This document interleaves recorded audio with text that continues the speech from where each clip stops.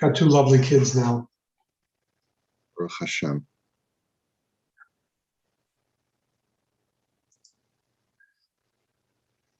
Nice to be back. Good to have you. Yeah, good to have you. Okay, so let's get started. I want to share with you something really interesting today. There's a tshuva from Rav Moshe Feinstein that was written in the early 60s before I was born. And it was written to my wife's uncle. And it's directly pertinent to something that we're going to see today. We saw very, very dramatic language in the Imrei, in the Rav Shulchan Aruch yesterday. The Rav Shulchan Aruch had said that if a person is acting as an informant to the authorities to get you into financial trouble, that person has the status of a rodef.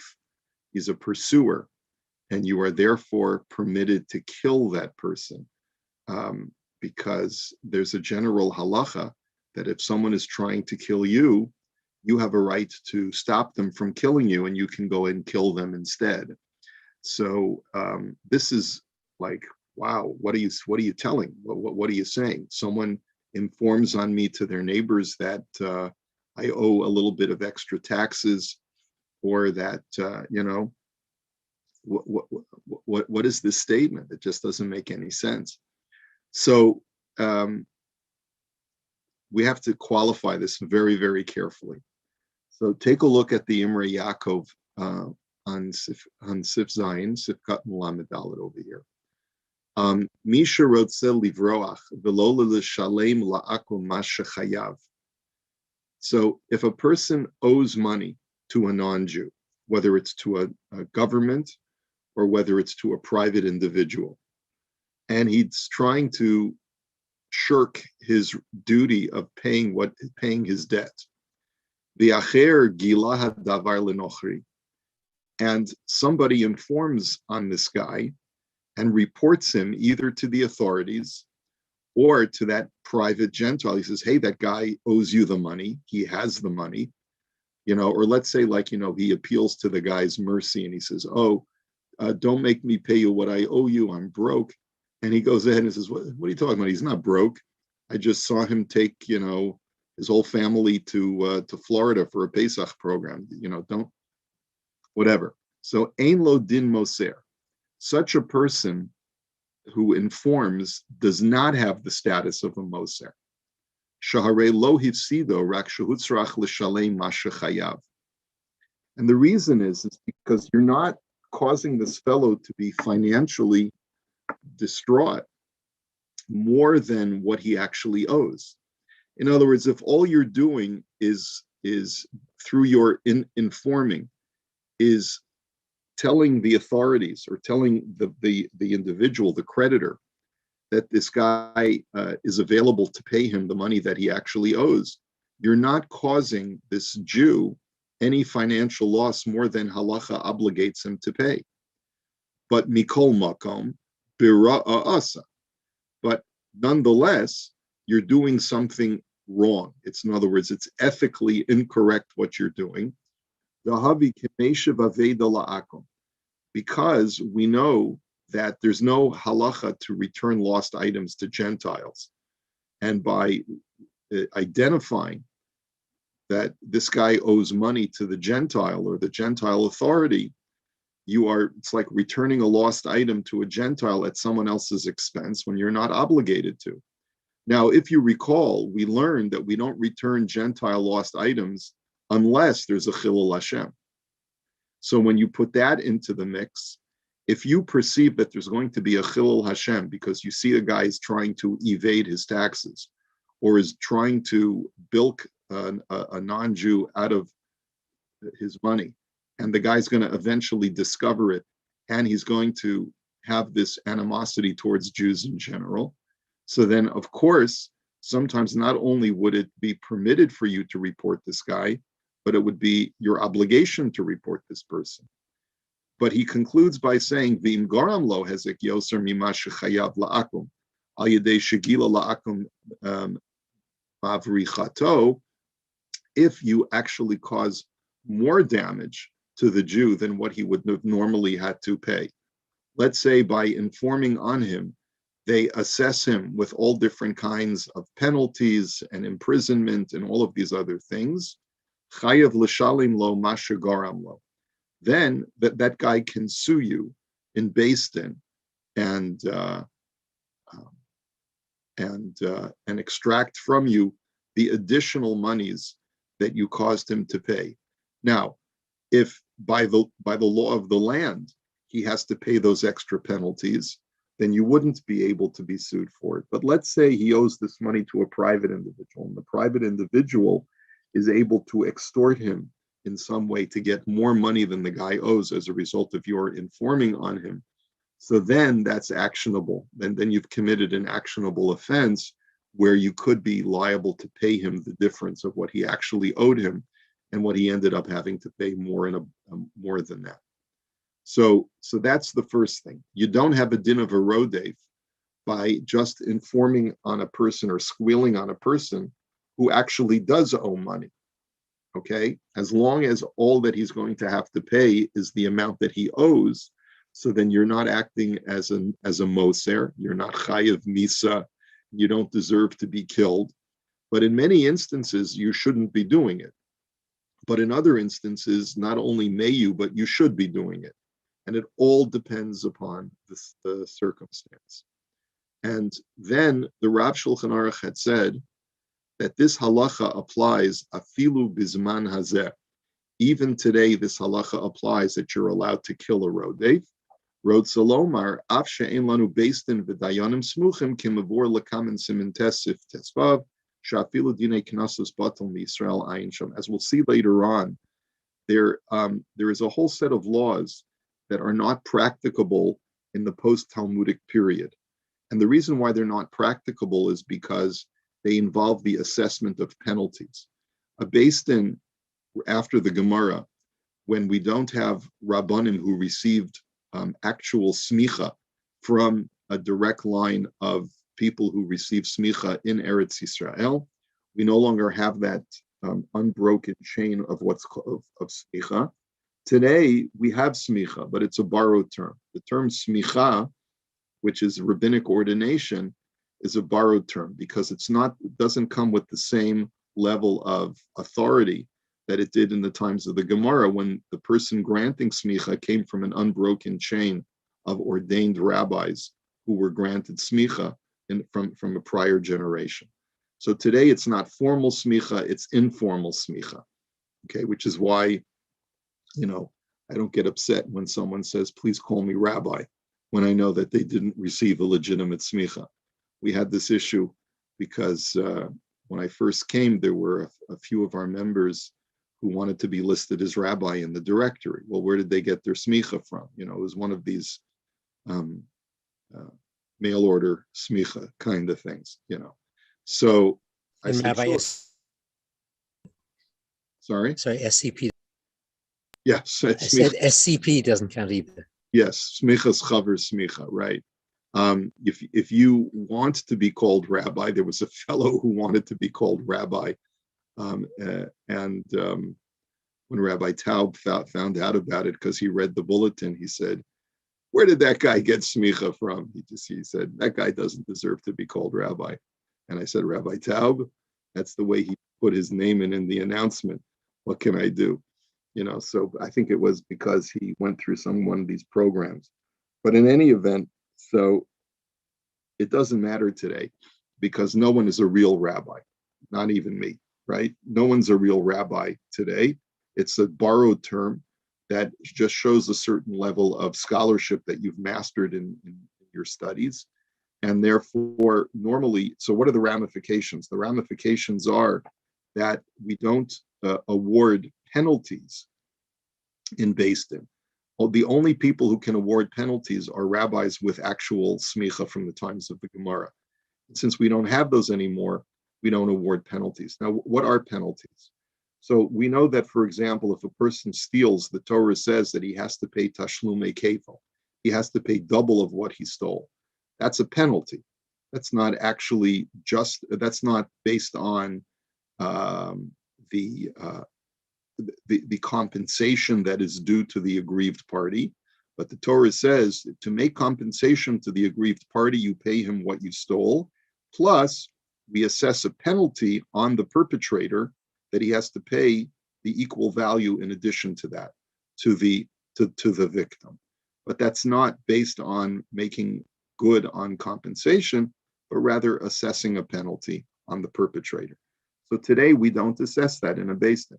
So you might have thought that since this whole halacha of a rodef is to penalize people who act as informants on members of the Jewish community, then we should not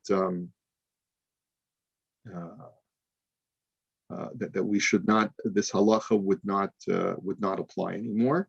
So the answer is no, it still applies even today, because you're allowed to kill a moser even outside of Beis Din, and so therefore this is not a Beis Din based halacha, and therefore it applies even today. But remember, we just got through saying that there are severe limitations to this halacha. When are you allowed to kill a moser? When the moser is trying to get you killed by reporting you to the authorities, who are going to take you, throw you in a dungeon, or interrogate you and beat you up, because it's one of these corrupt, tyrannical regimes that once they get their hands on a Jew, they're going to beat him silly to the point where he'll come within 1 inch of his life, and perhaps he won't survive the ordeal or the torture. So that's the reason why when you act as an informant in that kind of society, you're actually committing murder. And therefore, someone who feels that you're going to inform on them is allowed to kill you. So, and that's the reason for this final qualification, which is what the Imrei Yaakov brings. When someone informs on you, it's as if they're trying to kill you. The Gemara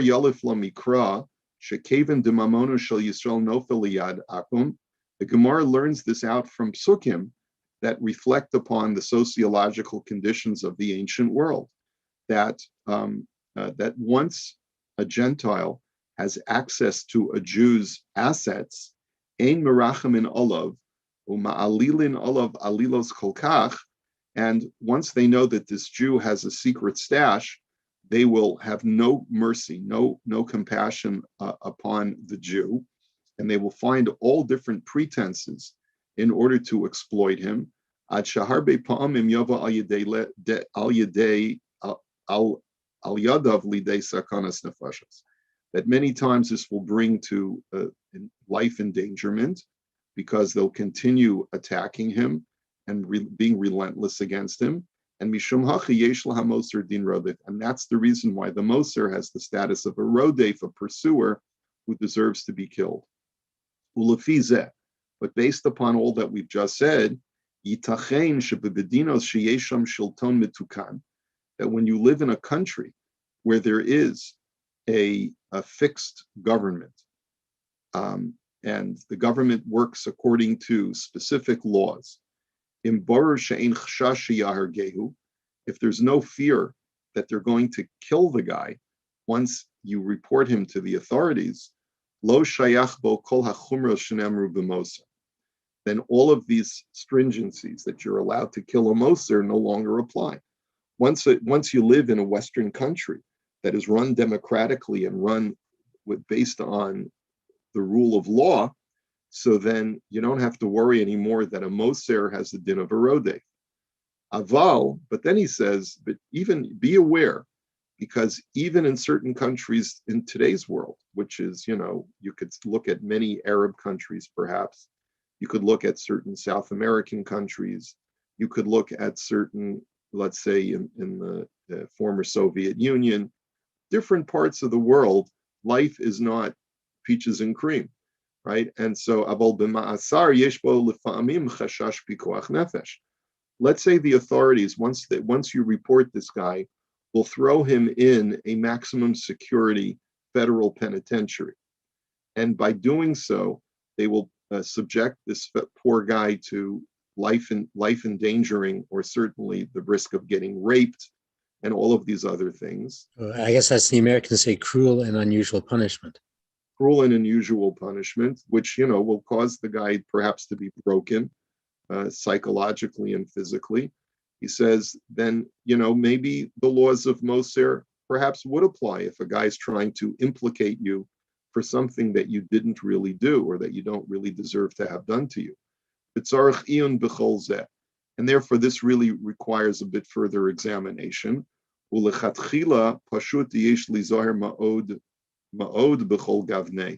therefore, you have to be very careful in all situations, not to gratuitously give up a person who's committed a crime or who owes money. Asr lahargo, you're not allowed to kill him. Delo gara mishar rodef, he says, if there's another way to stop this guy from reporting you without killing him, you're obligated to do so, because that's the standard law of a rodef. Now, I think all of this should be fairly self-explanatory, but this last statement from the Imrei Yaakov, this last Sif Katan, really, of course, very severely qualifies this halacha. When are you allowed to kill a moser, a guy who reports you to somebody else? When he reports you to the mafia, when he's a snitch to the mafia, that's when you're allowed to kill him before he kills you. I mean, not that you should have gotten involved with the mafia in the first place, but if you find yourself in that kind of situation and a guy's about to report you to the Godfather, so then, that would be a situation where you're allowed to kill him, because that once your name comes up, they're going to come after you and make you a pair of cement shoes. So that's the situation that we're talking about. But if a guy's just going to report you to the authorities for having committed tax fraud, and all they're going to do is come after you for what you actually owe because you've committed a financial crime, that guy is not called a rodef. It may not be appropriate for him to do so because of other considerations that may or may not apply. And that's why if you're tempted to report someone for having committed a crime or for doing something wrong, you have to carefully consider, where is the greater Kiddush Hashem and Chilul Hashem? Is this person best being left to hide in the shadows and hopefully no one will find out about it? Or is this fellow creating a Chilul Hashem that will eventually be discovered, and it would be better for the Jewish community as a whole to get this guy, this Bernie Madoff, out in the open as quickly as possible, so that we distance ourselves from him and be part of the cure or of the solution instead of allowing his crimes to continue. Okay, so based on that, take a look at the Likutim. He writes as follows. Ayin Imrei Yaakov, he says, I refer you to the Imrei Yaakov commentary, the Echad She'oved b'misrad hameches. If someone works in the tax office, he's a member, he works for the CRA or the IRS. Uchesharo eman dehu sherima hamemshala tzarech limsor oto beveit hamishpat. And his job description is to audit people's tax returns. And when he finds someone who has committed fraud, he has to report them to the authorities, to his employer. Okay? So is a person essentially allowed to take a job as a CRA auditor? Is an Orthodox Jew allowed to be a CRA auditor? Yesh omrim de'ein bazeh isur. Some say that there's nothing wrong with it at all. And ela de lechatchila kedai shelo lekabel misra kazot delav mishnat chasidim hu. But it's better not to take such a job in the first place. He quotes Rav Vosner. But what I'm going to do is I'm going to show you a tshuva from Rav Moshe Feinstein about this very issue, having to do with my wife Karen's uncle. So here, this was an actual shaila that was asked to Rav Moshe, and I'm going to share you the screen now.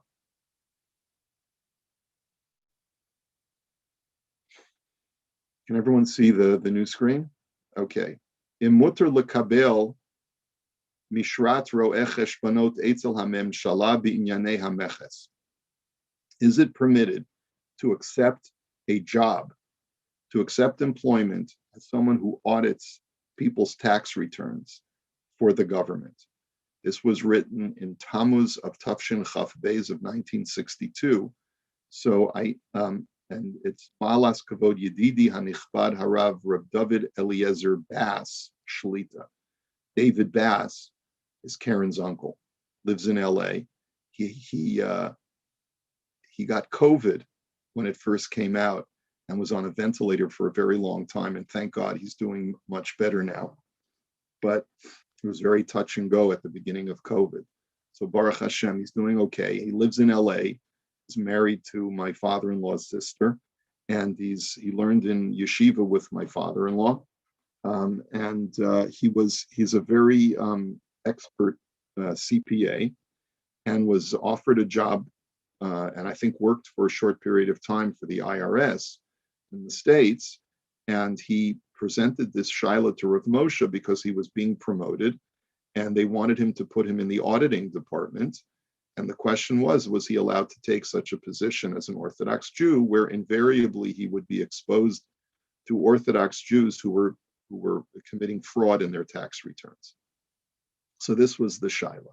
Okay, Hinei bidavar imutar lekabel mishrat ro'eh cheshbonot etzel hamemshala. Ba'ashel lifamim yavo lidei cheshbonot shel echad shepasha v'yimtza tapshia. He says invariably you're going to find someone who's committed fraud. You as the employee of the IRS will find the fraud.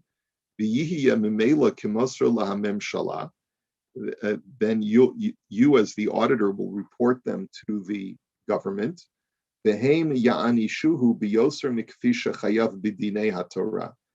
they will penalize him. They will assess him that not only does he have to pay the tax, but they'll also throw the book at him, because if you commit tax fraud, you could be subject to incarceration, and plus paying penalties that go well above what you would normally be obligated to pay. He says, according to the laws of the Torah. Now, I'm not sure where Rav Moshe gets that phrase from. It's a little bit problematic for me to get my head around this, because the laws of the Torah require you to obey Dina de Malchusa, the law of the land. And the law of the land says that if you commit tax fraud, you have to pay these penalties. So I'm not sure why Rav Moshe uses that terminology. Maybe that was the way the question was presented to him. But let's see what he says. He says, Hanachon lanias daiti, kevin de be'etzem, hare kol mi sheyihiye ro'eh cheshbonot yimtza tapshia. He says, the fact of the matter is that whoever works in that department will find the fraud, right? It's not just you who will find the fraud. Anyone who's doing their job correctly will discover the fraud. Ubarur sha'af im ze lo yirtze lekabel mishra zu mehamemshala yihiyeh sham ro'eh cheshbonot. He says, if you don't take the job, someone else will take the job and will act as an auditor instead of you. In other words, it's not like if you don't take the job, the IRS is not going to be able to do its job. You're just another cog in the wheel. And if you decline to take that position, they'll find someone else to fill it. V'nimtza shelo yafsid haposhe yoter kishu yikabel hamisra mikishelo yikabelhu ve'acher yiyeh sham. He says, as a result, the person committing fraud, the Orthodox Jew who's committing fraud, is not going to be slapped with any steeper penalty just because you've taken the position with the IRS. Because even if you're not there, the other guy will find the fraud, and they'll also assess him the same way. V'lo hiziko klum, v'lo hezek lo shayach isor. And therefore, it's very difficult to suggest that you're causing damage to that Orthodox Jew, because you're not causing him any further loss than the IRS will find if they use someone else, another agent, to assess him or to audit him. The damizeh lahadi isa bebavakama daf kuf yud zayin de ukme iluya meikara mikla kalye. He says, "Dehu kishekvar yodeya haanas v'yachol litlo ba'atzmo v'yadei acherim shepotra hanose v'nosein biyad lahaanas." He says, there's a case in the Gemara over there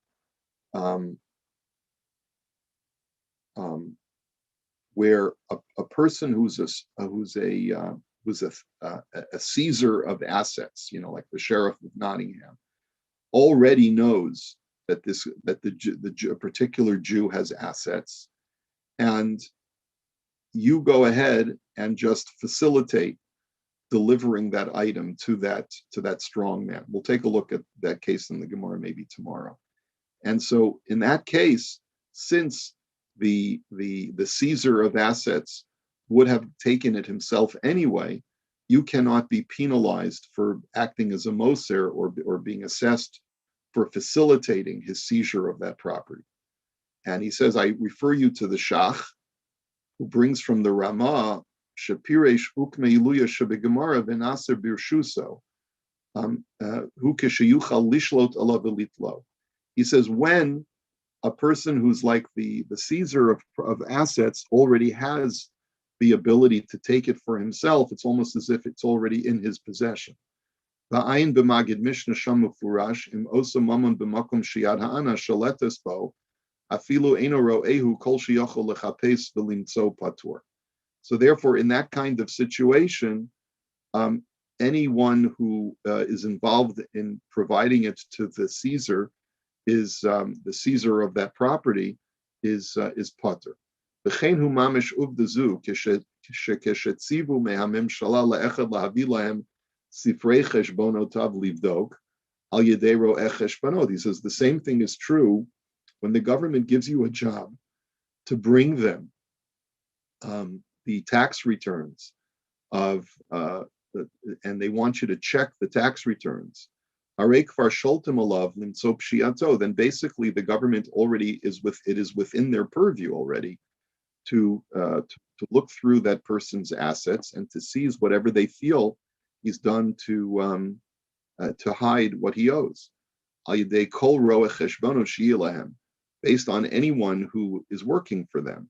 In other words, by the time you get to that guy's tax returns, it's all that person's assets are already under the dominion of the IRS.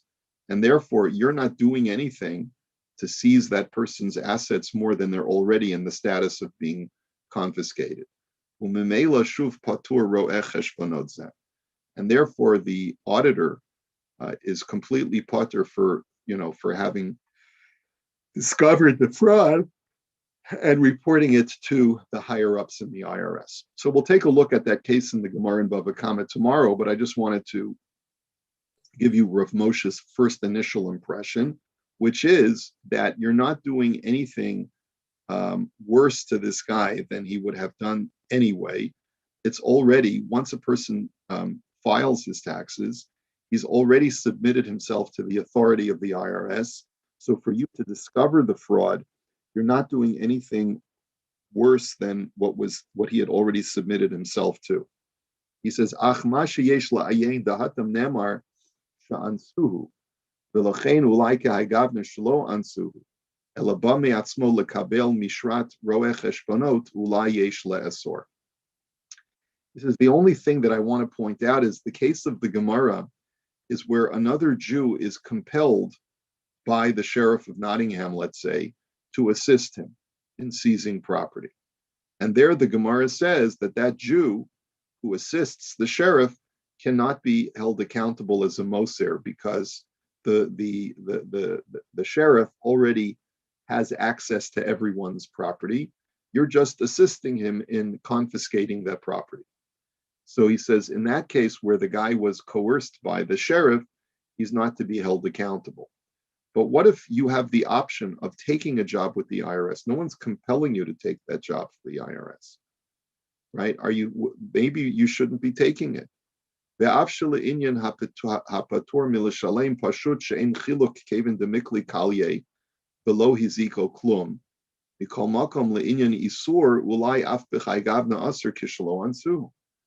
that's really the deliberation.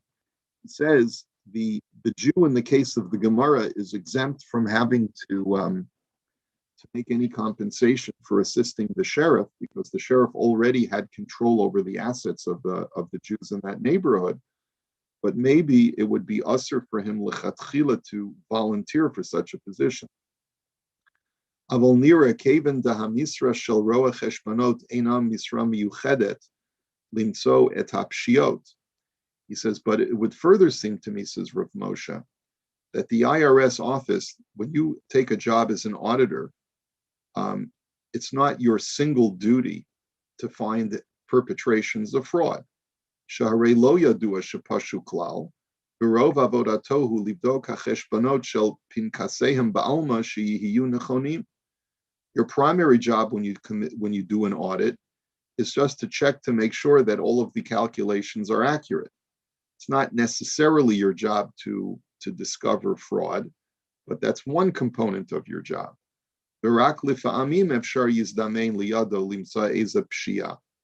He says only occasionally will you find an actual commission of fraud. Maybe sometimes you'll find that the guy made an error in his own favor. He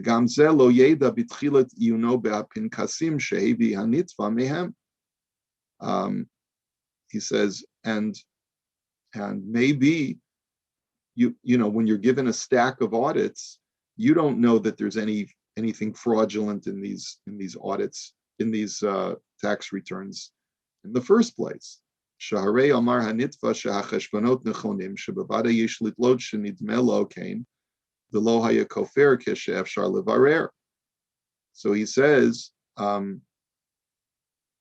anyone who files their taxes, who's asked to file their taxes, is claiming that everything is accurate.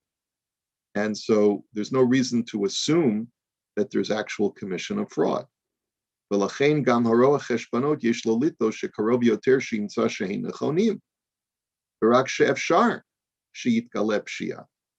says, and therefore in our case, where the guy is the auditor and everyone is making an attestation that their audits are accurate, then there's no reason for him to assume that he's going to be finding anything fraudulent. And based on that, Rav Moshe says there's even more reason to be lenient. And we'll continue this tshuva tomorrow, and we'll see what Rav Moshe concludes as far as advising this fellow whether to take the job or not. So we'll hold it here. We'll look up that Gemara tomorrow, and we'll. If you have 1 minute, I just have a couple of things that come to mind that maybe. I mean, it almost seems like any hierarchical job that you have where you might have an Orthodox Jew reporting to you, you could fall into this situation where you discover something that they're doing wrong. Do you report it to your boss? I mean, I know it's not specifically your job, but you could come across this. And the other thing I'm wondering is, would you be not allowed, for example, as an IRS auditor, to then approach the person and say, I found this on you. If you do this and that, and admit to it before they find you, you could save a lot of money, and that will cost the government all sorts of fines and other things by helping your fellow Jew. Well, yeah, I mean, I don't know what the rules are. Probably when you take a job as an auditor, you also commit that you're not going to reveal state secrets. You know, if the CRA were to discover that a guy who works as an auditor in their office is actually communicating directly with the people who are being audited and gives them a tip every time he's about to find fraud that, you know, they better come forward and confess, they may not be happy. They're actually, that could actually be a criminal offense. I don't know. I would think so. Yeah. Okay.